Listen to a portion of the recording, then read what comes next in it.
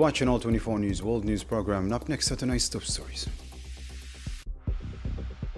Sahrawi leader backs UN peace efforts for a final solution to the issue. Polisario rejects health measures, and rights groups condemn Morocco's occupation moves. Also coming up, former UN Chief Ban Ki-moon lauds Algeria's green commitment, naming it as regional leader. Algeria also confirms its balanced approach and looks to productive partnerships. Casualties erupt in Lebanon from more Zionist attacks, and people are being forced to leave. The United Nations is concerned and warns the occupation may level large towns in the south. And later on, more are killed and wounded in Gaza Strip raids. The health ministry warns the system is about to collapse. Guterres says the occupation carried out the biggest massacre of UN staff. Welcome back. Sahrawi President and Polisario Front Secretary General Ibrahim Ghali reaffirmed support for UN efforts to reach a peaceful, just and lasting solution to the Western Sahara conflict. During his meeting with the UN Secretary General's personal envoy Staffan de Mistura, Ghali said the Sahrawi people's right to self-determination can only be exercised in line with UN resolutions and international law.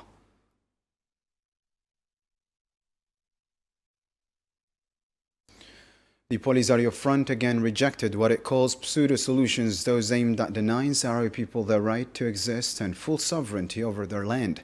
Sidi Mohamed Omar, the Front's UN representative and coordinator with MNURSO, said the visit by UN envoy Staffan de Mistura to Western Sahara is part of talks with the Sahrawi side. The goal is to find a solution that guarantees their inalienable right to self-determination and independence.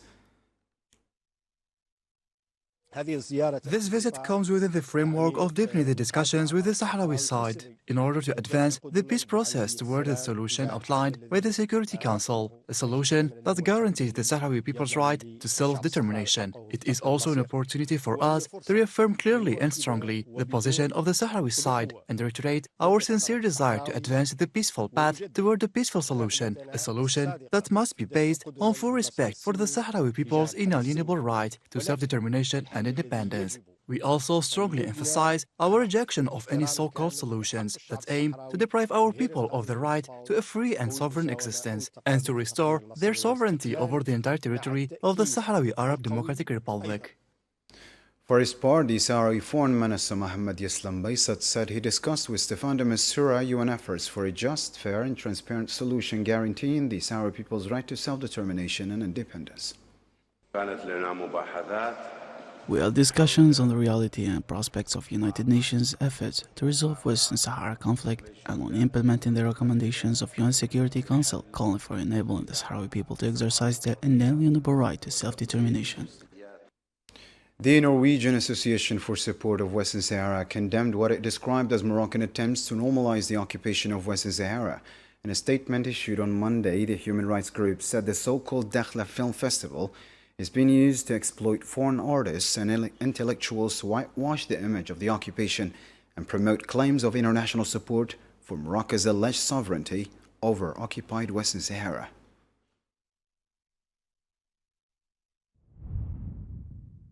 The Norwegian Committee in Support of Western Sahara has condemned the failure to respect Sahrawi people's right to self-determination. The committee stressed that Dakhla is not located within Moroccan territory, but in Western Sahara, which the United Nations continues to classify as a non-self-governing territory. It further accused Moroccan authorities of using the festival as a tool to normalize the occupation of the territory and promote the image of Western Sahara as an integral part of Morocco. According to the committee, Moroccan media repeatedly highlight the participation of international guests as alleged evidence of international support for Morocco's position.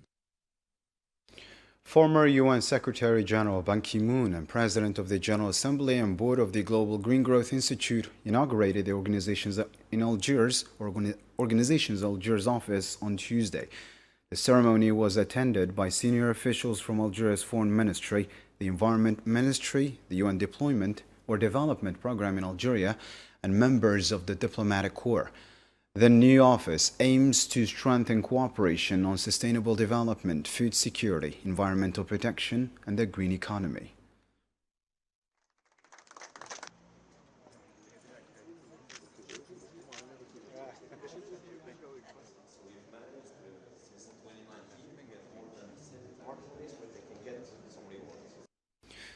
In a statement after the inauguration, Ban Ki-moon expressed appreciation for Algeria's strong support under President of the Republic, Mr. Abdelmadjid Tebboune, and his commitment to working with the United Nations and global partners toward a more sustainable world for all.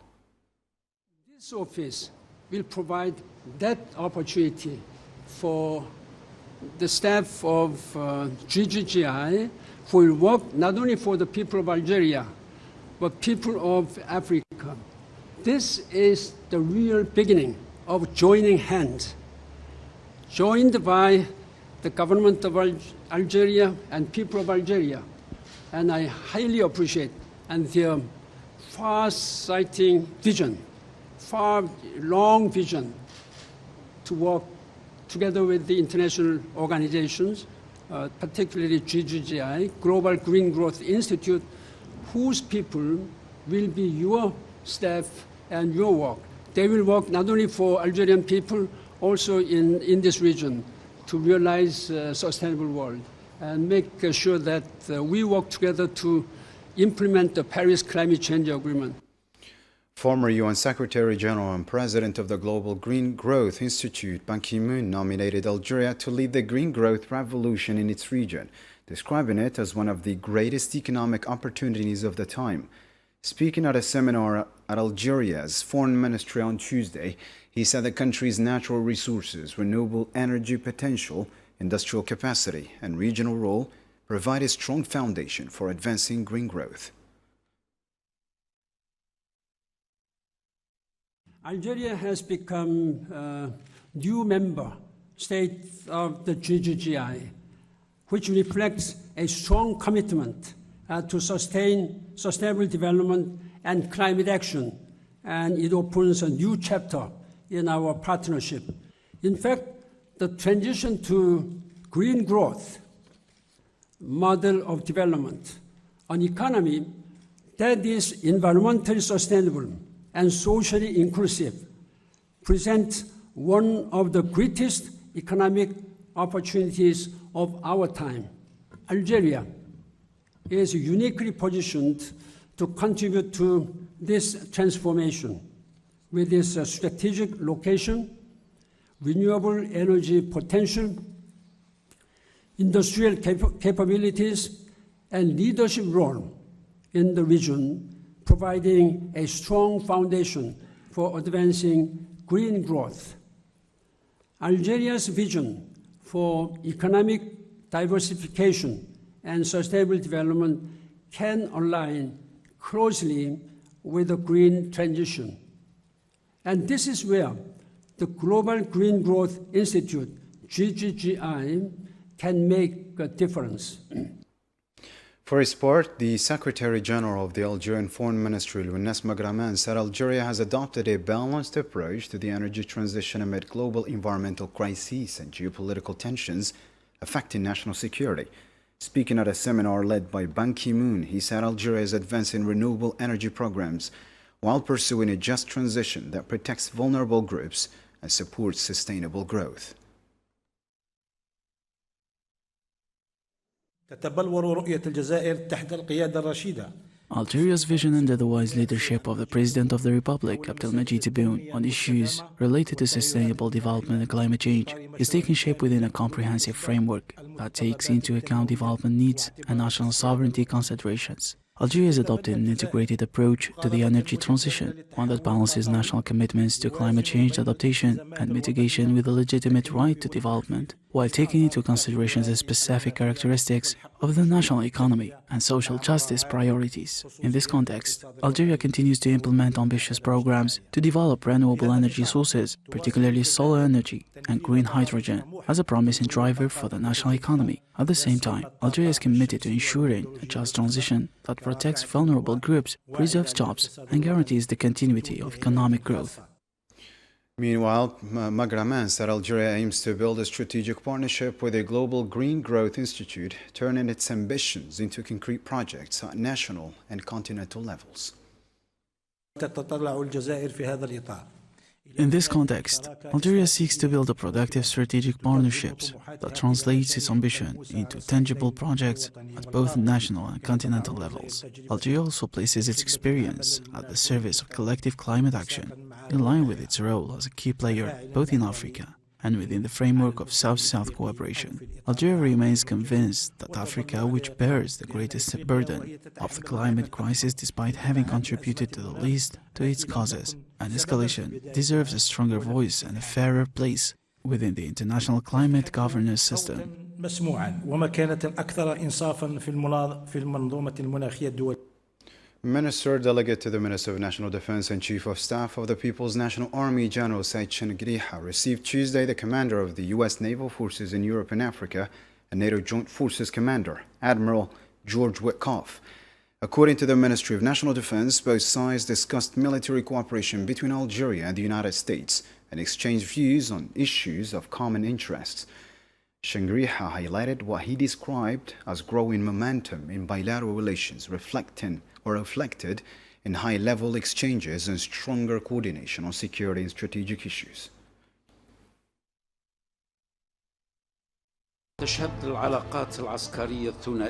The bilateral military relations are witnessing new and growing momentum, especially after the signing of the Memorandum of Understanding on Military Cooperation in January 2025, in line with the two countries' commitment to building a strategic partnership based on mutual respect and serving shared interests. This momentum has been reflected in the exchange of high-level visits, such as the recent visit to Algeria by the commander of the United States Africa Command, AFRICOM, which provided an opportunity to exchange views on issues of common interest and contributed to strengthening communication channels on security and strategic matters.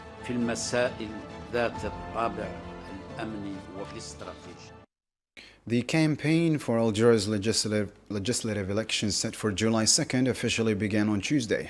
Political parties and independent lists will seek to convince more than 24 million voters of their programs over a 3-week period, and in 3 days before Election Day as required by the law. The campaign will showcase political, economic, and social platforms ahead of what is seen as a key step in renewing the country's legislative institutions.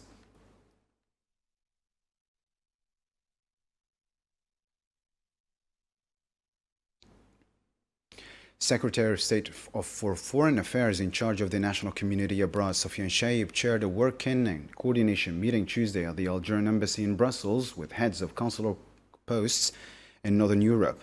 The meeting, held during his visit to Belgium, is part of a regular coordination sessions aimed at improving services for the Algerian diaspora and addressing their concerns, in line with the directives from the President of the Republic, Mr. Abdelmajid Tebboune.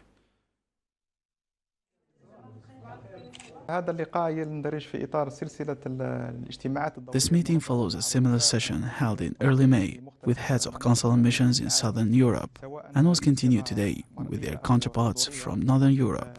It is fully aligned with the directives of the country's highest authorities, aimed at improving the quality of services provided to members of the Algerian diaspora, while strengthening mechanisms to address their concerns and meet their expectations. On this occasion, discussions focused on reviewing the performance of the consular service during the first half of the year and assessing progress in implementing modernization programs and projects. Particular attention was given to the expansion of digitalization, the simplification of administrative procedures, and the enhancement of reception and service conditions. The meeting also addressed ongoing preparations for the summer season, especially in the light of the strong interest shown this year by members of the Algerian community abroad in traveling to Algeria. Switching focus to another topical news story now, at least 13 people were killed and dozens of civilians were wounded in Zionist raids on southern Lebanon. The Lebanese Ministry of Health said 9 people were killed and 32 others wounded in strikes in Tyre, while 4 others were killed in attacks on villages in Nabatiya. It added that the death toll from the violations of the ceasefire has risen to 3,666, with 11,321 wounded since last March.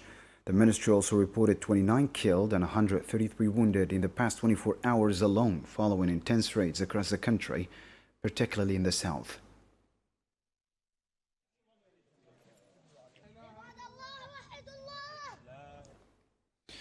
Tyre saw a mass exodus Tuesday as Israeli occupation forces expanded forced displacement. Threats of full-scale bombardment on southern Lebanon is looming, while Lebanese authorities say shelters nationwide are full. Maro Bahlul reports now.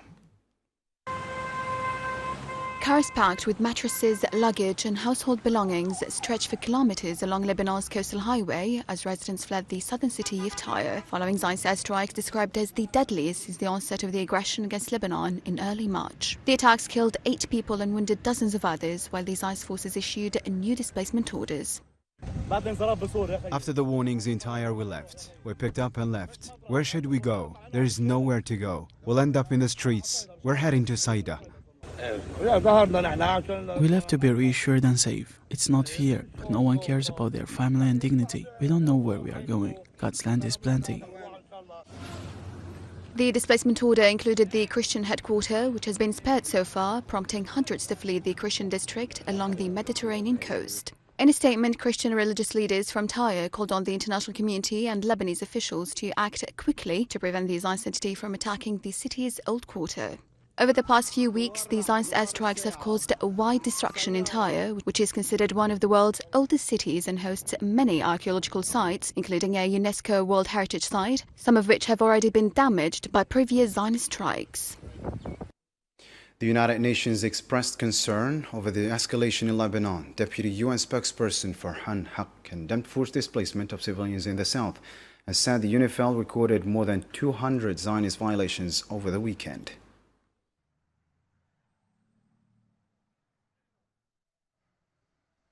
Since last Friday, IDF evacuation orders have been issued for 17 villages across the governorates of South, Nabatieh, and Bekaa, including 2 localities included in evacuation orders for the first time since the renewed escalation began in early March. The scale and uncertainty of these orders make them almost impossible to comply with safely, bringing into question their effectiveness, a requirement under international humanitarian law.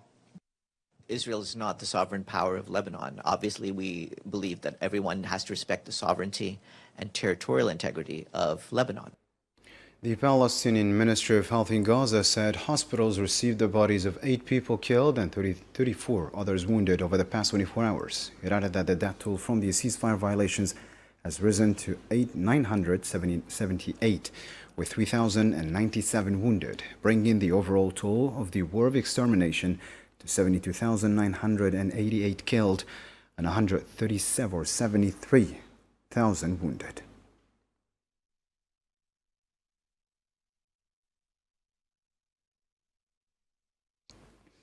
On Tuesday morning, occupation forces arrested 7 paramedics from the Palestinian Red Crescent while they were carrying out their humanitarian duties in Gaza.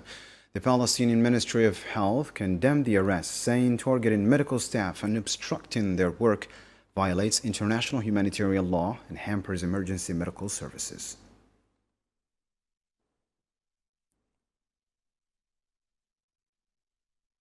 The Palestinian government warned that the health sector in the West Bank and Gaza Strip is nearing collapse due to the severe shortages of medicines and medical supplies, along with a deepening financial crisis.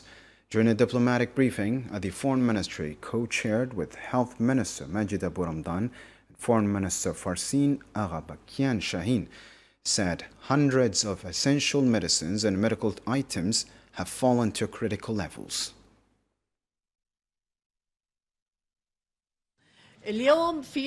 Today, we're facing a very serious situation in the health sector. The healthcare situation in the Gaza Strip is extremely critical. Conditions are not improving. The situation is also deteriorating in the West Bank. Hospitals and health centers are unable to fulfill the responsibilities entrusted to them. UN Secretary-General Antonio Guterres said 136 UN staff members were killed while on duty last year, including 80 in Gaza. Speaking at a memorial ceremony on Monday, he said the victims came from 32 countries, including 97 civilian staff and 39 peacekeepers. Guterres added that the toll in Gaza was the highest in the UN's history in any conflict or disaster, stressing that attacks on UN staff and peacekeepers violate international law.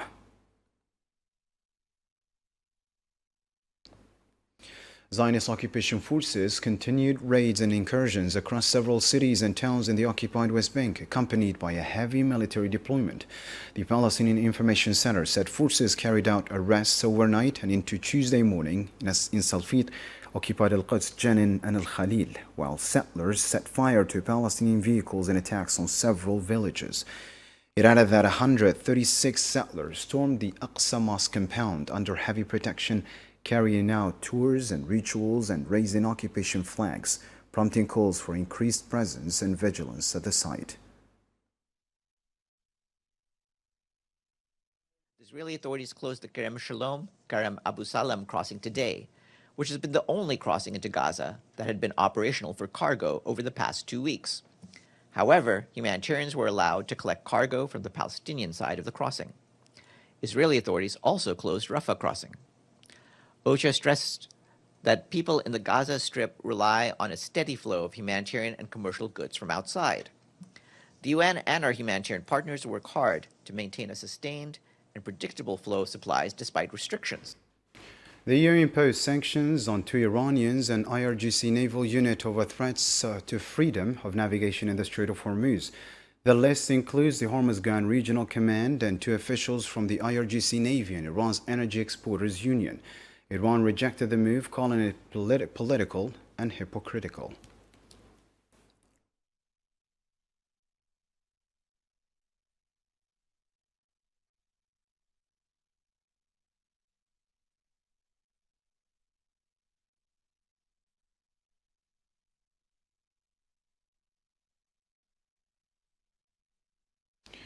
Moving on to the war in Ukraine. Ukrainian authorities said at least 5 people were killed and more than 40 others wounded in Russian strikes on Kharkiv and Zaporizhia.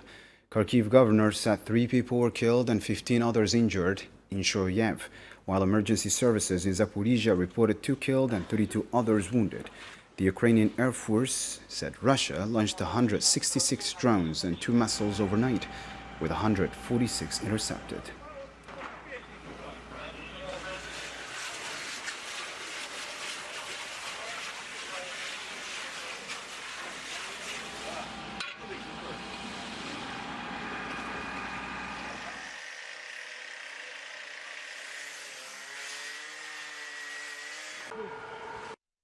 Russian authorities in Kherson region said 2 people were killed in Ukrainian attacks on the Russian-controlled area. Governor Vladimir Saldo said 2 civilians were killed and 4 others wounded. The Russian Defense Ministry also said its air defenses intercepted 9 guided aerial bombs and 2 HIMARS missiles and shot down 551 Ukrainian drones.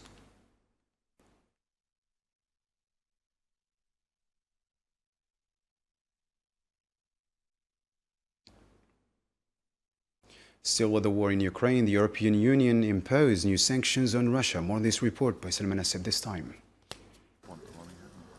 European Commission President Ursula von der Leyen unveiled the EU's 21st sanctions package against Russia, proposing new measures targeting the country's financial, energy and maritime sectors. The package will extend the EU's oil price cap, restricts dealings with dozens of Russian and third country financial institutions, and sanctions additional vessels linked to Russia's shadow fleet. The proposed measures would also for the first time target Russia's fishing industry, including a ban on Russian cod imports while barring Russian nationals who have served in the armed forces since the start of the war in Ukraine from entering the European Union. Today we are putting forward the 21st sanctions package.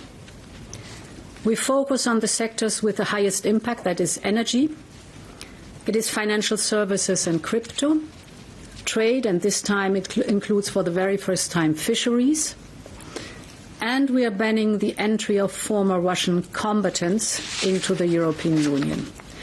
Today we propose listing 30 more vessels on top of the 632 already sanctioned. On the trade front, the proposed sanctions package introduces new export restrictions on goods and technologies used by Russia's military-industrial sector, as well as drone-related equipment. The Commission also proposes banning imports of goods worth approximately 60 million euros, including certain metals and automotive parts, as part of efforts to reduce dependence on Russian products. We propose substantial restrictions on imports on some fish products and a complete ban on others, including cod. And we'll be aligning trade restrictions for Belarus so it cannot serve as a backdoor for Russian trade. This package of measures, which requires approval from all 27 EU member states, comes amid escalating tensions between Brussels and Moscow. It is also being introduced on the eve of European summit scheduled to take place in Brussels next week.